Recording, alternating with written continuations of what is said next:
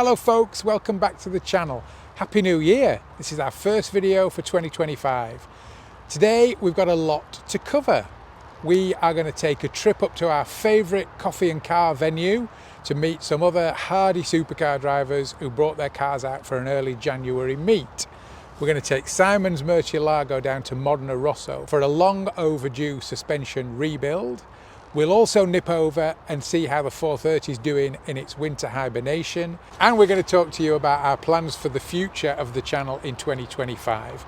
Sound interesting? Well, strap in for another episode of Drivers Keepers.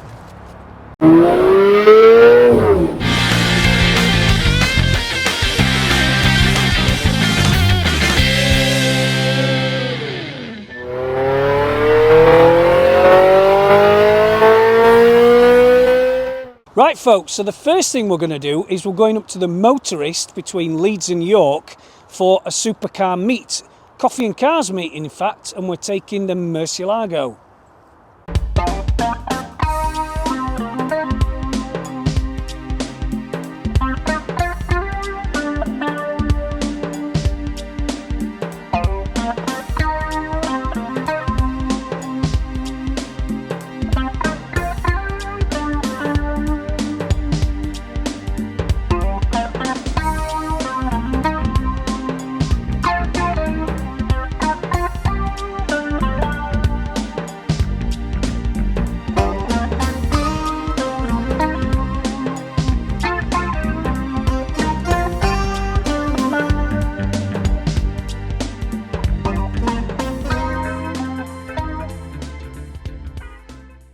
So we parked up and had a look around.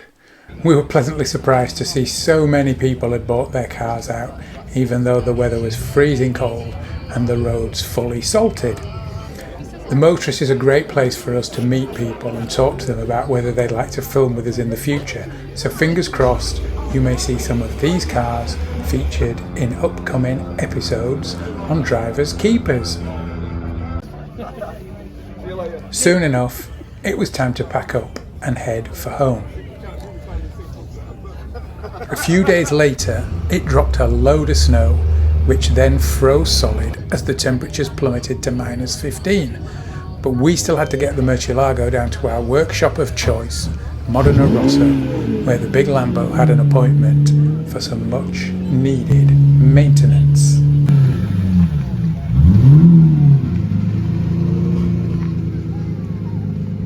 Despite the freezing conditions, we loaded up this and set off. This is not supercar weather on some very snowy roads.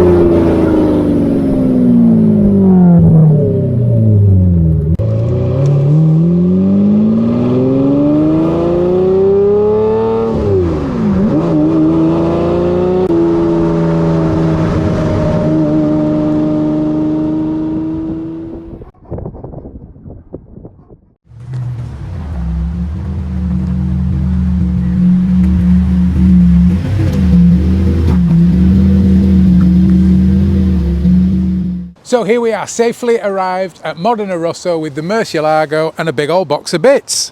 So Simon, why are we here? What's happening? Well, we're here simply because I'm having the suspension refurbed, and the reason for that is a lot of it is actually original on the car from when it was built in 2004, at least right. On the left-hand side. Some of the regular viewers, get my words out, it's so cold here today. What is it, -2 Minus four and a half, minus 4.5, yeah. But yeah, after it had a big shunt in 2013, the offside suspension was replaced, but the near side wasn't. So this is going to replace all the bushes on both sides, front and rear. So the So a lot of the suspension bushes are 20 years old. 20 years old. Wow. They saw the factory production line at Sant'Agata in 2004. Which makes sense, because if you have seen some of our old videos, or if you go back into our back catalogue and look at the videos where we drove each other's cars for the first time, Yeah. or the one where we go out for a drive together to celebrate its 20th birthday, you can really hear some clunks and bangs. You and can hear some rattles clunks from and the, bangs. from Yeah, the you front can. end, I mean, so- and this is the thing. I think it's probably one of the very few parts that's still original Yeah. on this car, apart from, of course, the engine lid, the rear panels, the rear bumper, and the gearbox casing. Apart from that, everything else has been changed over the years. Trigger's broom, as Trigger's people broom, like to call yeah. it. Although that won't make much sense to people watching from No, it abroad. won't. Google it. It's an English insider joke. Yeah. Dear. So this is going to be transformational. It is I reckon? transformational, Yeah, and yeah. the thing about this, Simon, is that Lamborghini and Ferrari and most of the supercar manufacturers, if you want to change your suspension bushes, Yeah, yeah. you have got to buy the arms as well, and yeah. they're like 3,000. Well, certainly for a Murcielago, there's 6 of them, and we're talking £3,000. What? No, £4,000 each. Wow. £4,000 each. $5,000 each, which is a lot of money. It's So- naughty that they won't just sell you the bushes. they isn't it? used to do Yeah. up until I think the late 90s, and then they Right. got wise to it. And I just think it's a bit of a Mickey take. Yeah. It's not fair, and you just have to, replace the whole thing, which is not fair. Because there's nothing wrong with the arms. There's It's nothing only wrong the with the bushes arms. that have worn. No, I'm going to get these arms off. The guys here at Medina Rosso are going to powder coat them and put them back on with these new bushes inside, which is going to make a hell of a difference. So the interesting thing is, all those suspension arms with the bushes, there's 25 grand there. Wow. In this box Yeah. is going to do the same trick for about £2,038. So $2,500. So it's really there's 25 grand's worth of stuff Yeah, in here. that's in some effect. saving, isn't it? Yeah, definitely. Happy bunny. I am a happy bunny indeed. Yeah.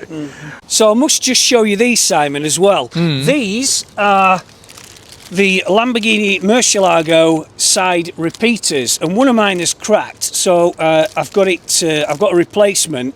Now, when you get them from Lamborghini, they're the best part of £200. Just for that little... Just for this bit of plastic, you don't even get a bulb with it. This is off actually a Ford Focus. Yeah, I recognise them. A lot of people do realise that. Yeah. But you can get them on eBay for about £9. So, and they're exactly the same thing. Even the Lamborghini part has Ford written on the back. So it's a bit, again, it's one of those things where if you're a bit wise, which a lot of supercar owners are, to, the way that manufacturers do take the mickey a bit with parts, then you can save yourself a lot of money by just tracking down where the original came from. I remember when I had my Lotus XL, if you looked really closely on the ignition key fob, you could see where it said Toyota, and they'd literally just rubbed it out with some wet and dry paper or something, just sanded it away. And I've got, on the same subject, on the Lotus Esprit S1, do you remember in the Bond film, The Spy Who Loved Me, where it goes underwater? Yeah. Those rear lights are from a Rover Vitesse. They are. And I remember, because I had a Lotus Esprit, it was my first car, and I had to track them down at the same time. But yeah, there we go. Marvellous. Brilliant. All right, well, let's grab the camera and have a closer look at what we've got in the box. Sure. So, Sam, box of bits to transform the Murcielago. Indeed, yeah. SKF, make bearings, no? They do, indeed. And these are the original Murcielago bearings. Oh, they're beefy, aren't they? They are, and if you get them direct from Lamborghini, I don't know what they are, but they are extremely expensive. But again, if you can track down the manufacturers, just like whether you've got a Ferrari or any other supercar, and find out where they were from originally, they're a lot cheaper. Absolutely. So we've got bearings there, we've got bushers. Now these are the holy grail, and they are so difficult to get. And of course, as we said earlier, the suspension arms come with them already installed. Yeah. So with the old suspension arms, they're going to have to be pressed out. Yeah, I'm going to say, if you've got the right equipment, you can. It's a really high pressure hydraulic press, isn't it? Pops them out pops the new one back in. That's exactly right. Yeah. And then we've got some spark plugs, which aren't the originals. The original on the Murcielago is Champion, I'm using these Denso Iridium Power ones because they're well known to be a lot better. Yeah.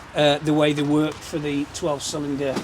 I used to work in car parts for years after leaving school, and Denso are a great make. So yeah. You got no issues there at all. No, absolutely not. So there's just the main thing we've got there's plenty of bushes, there's isn't there? loads of bushes.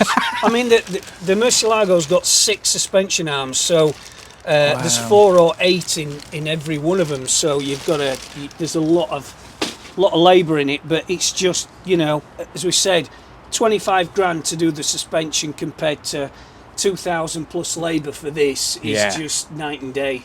Is it just front end that's getting done? No, the whole lot. The whole thing? Yeah. Wow, yeah, it really is going to be a transformation. It just needs to get done, because otherwise it's, you know, I'm finding, as you pointed out, it's banging and crashing over bumps and it's not nice.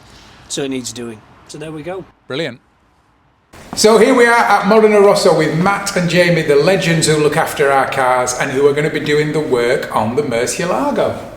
Indeed, they are. So what do you reckon, Matt? Do you reckon a couple of weeks to turn around, you know, put all those bushes in? Because there's a hell of a lot. There is. Going on suppliers and their delivery times, give us 2 weeks to a month. Yeah. And we'll have it transformed. Brilliant. Am I right thinking, Jamie, it's quite easy to pop these bushes out of the arms? Or Yeah, it's not too bad. We've got a press. And we'll, hydraulic thing? Hydraulic press, yes. Right. We can press them out. And use the same thing to push the new one in, I guess? That's right. Yeah. That's right. And we'll powder coat the arms while they're off, so that when we're finished, they'll be like new. Yeah, what were you just saying about the Well, just tell us, Matt, in your own words. One of the reps from the local suppliers came round last year and said that basically our area out of the whole UK sells more suspension parts than anywhere else because of the state of the roads. Yeah. It's not good, but... No, so if there's anybody watching for the local council, get your bloody sorted out. That's what we have to put up with. Yeah. Great. Okay, well, we're both looking forward to driving it. We are. Going out in it when it's rebuilt, because with its new interior and its new suspension, it's going to be like a new car. It is. Great stuff. Looking forward to it. Thanks, guys. Thanks, lads. Pleasure. So, shall we have a check-in with the 430's winter hibernation and see how things are going? Well, it's still there. I guess that's all there is to say. No, I'm kidding. It's been nearly 8 weeks since the 430 was put away, and I reckon it's probably time to start it up and just let everything warm through, operate all the controls and keep it in tip-top condition. So that's what we're going to do.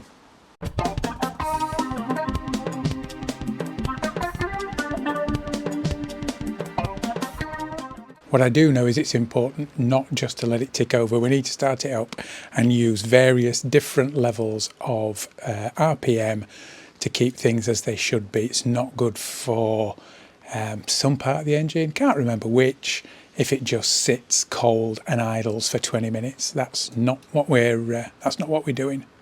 Okay, moment of truth. Let's see if it starts.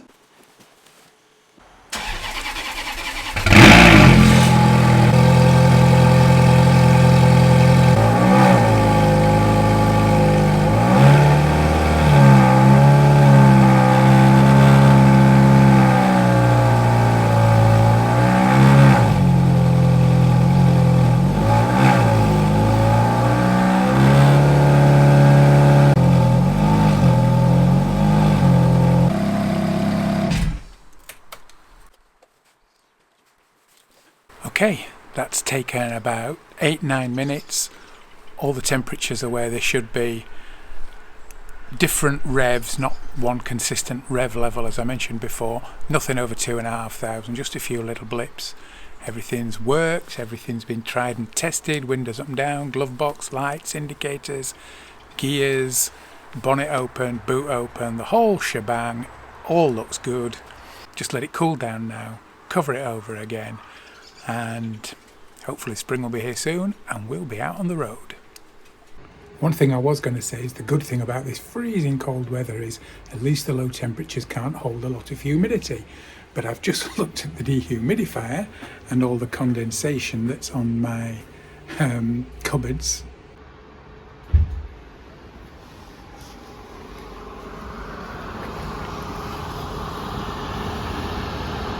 And as you can see, it's targeted at 65. It's currently at 76. A few people have asked about the dehumidifier and whether I have to come in and empty it on a regular basis. Well, no, I'll show you. I have plumbed mine in. So the water comes out of this pipe, and then there you go. That grey pipe goes all the way down the side of the garage at an angle, and then there it is, pops out there, doing its thing, as you can see. So let's get the doors shut and get this place dried out a little bit. So as we've just seen, as we can see now, the 430 is still tucked away and waiting for springtime. The Murcielago's down at Modena Rosso having its suspension sorted out. And finally, we just wanted to keep you up to date with our plans for the channel 2025 and going forwards. We've had a little look at what you folks like, what you like less, and as a result of that, we're going to tweak things a little bit. We are. We're going to tweak things, aren't we, Simon? I think one of the things we are going to change is just featuring one car on every single episode, because I think, I mean, let's be honest. If you don't like the car, you're less likely to watch one of our episodes. So I think what we need to do is just introduce quite a bit of variety. I think people like seeing the Murcielago and they like seeing the 430, and basically because they're different, because we use them a lot and we do a lot of miles in them. I think people just enjoy seeing, you know, the trials and tribulations and the different places that the Murcielago goes to as well. I hope so. I mean, I think you hit the nail on the head when you used the phrase magazine style. And I think that's what we're going to try and curate for the future, a more magazine style approach to each episode. So our videos won't just contain, as Simon said, a review of one car. They'll contain different elements going forward. So yeah, we will still go out and meet people and review their keepers. We're going to do more content with our cars, more road trips. When we do a review of someone else's car, it'll be a little bit less in depth and it might form part of an episode rather than a whole. Rather than the whole thing, Regular garage updates, because as Simon just touched on, one of them is probably always in the garage, on its way to the garage, or coming back from the garage. With a big bill. It's never small, is it? It's always a bloody great big bill. We also realised the other day, chit-chatting, that between us, we've got 30 years of supercar ownership experience. So we thought we might share a little bit of that with you, some of the things that we've learned over those 30 years owning daft cars like this. That may or may not be of interest, we'll see. More adventures in our cars. We thought we might do visits to places that maybe you don't know, maybe give you some inspiration of where to go in your car. And one of the things, can I just interrupt you there? One of the things I want to go, one of the places I want to go back to is I want to do the Shetlands, because I got to the Orkneys, if you remember, in the last trip in the Murcielago. I didn't get to the Shetlands because of the bad weather and the ferry trip. And it's 200 miles from the Orkneys, from the north coast of Scotland. That is a long way. Isn't it? But I've got to get the Murcielago to the northernmost point of the UK. That is my thing for 2025. Okay. So that kind of stuff. Hopefully that sounds interesting. Jump in the comments. Let us know what you think. Let us know of any ideas that you might have that you want to see us do on the channel. We've both got busy lives. We've both got other things going on as well. So I think you may find our frequency drops a little bit. Maybe not one guaranteed every fortnight, but I think you'll find the quality does improve. We've been brainstorming. We've got loads of ideas, some of which we've just told you about, some of which we'll keep under our hats for now. So please subscribe if you haven't already. If you have subscribed, we really appreciate it, don't we? We do. We appreciate it and hope to see a lot more of you in the future. Yeah. Thank you so much for watching, and look out for the next episode when we will get an update on how the Murcielago's rebuild is going, and hopefully get out there for the first drive in its rejuvenated new whatever. State without a huge bill as well. Hopefully, we'll see. Thanks for watching. See ya.